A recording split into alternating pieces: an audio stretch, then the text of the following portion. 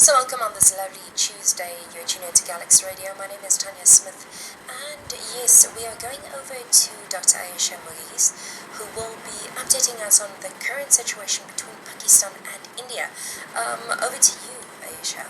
Thank you very much, Tanya. And as far as the present rash, conflict, and encounter between India and Pakistan is concerned, if I provide you of an overview of the political eruptions, I would say it is terrible.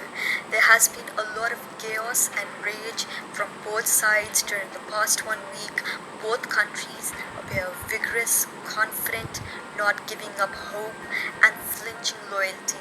In fact, I wouldn't be wrong if I quote President Donald Trump here, who once said that the situation between India and Pakistan is very bad and that this needs to stop. And this is exactly how it is.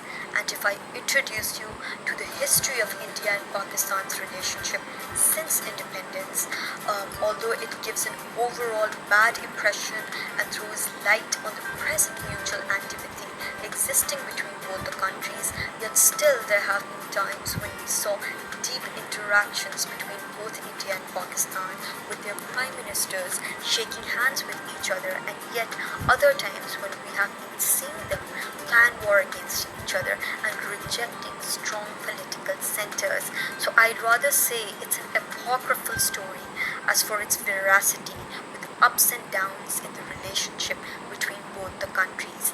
I believe the ups are because of the group of individuals who support India and Pakistan friendship and peace talks. This group avoids political controversy and is by majority of liberals of both the countries who find interchangeable social, cultural and intellectual traits and values. However, the downs and negative images created in the relationship are due to the other group, who derives its strength and poise by standing against Indo-Pak unity or friendship. As for them, peace means friendship, and the cold logic and reason behind it is obnoxious for them, and that is why they are not ready to settle for this word.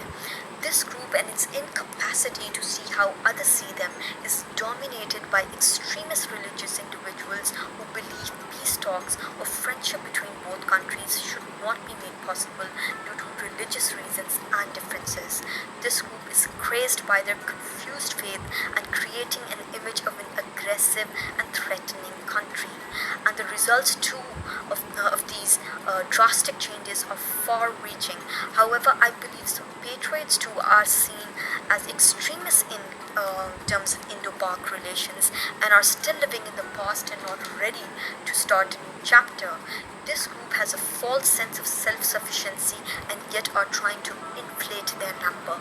Tanya, I also believe that the ruling governments of both India and Pakistan are pressurized by the decisions, beliefs and actions of these two extremist groups, which is why they are bound to give one decision over the other alternately, that is peace talks, then war and vice versa.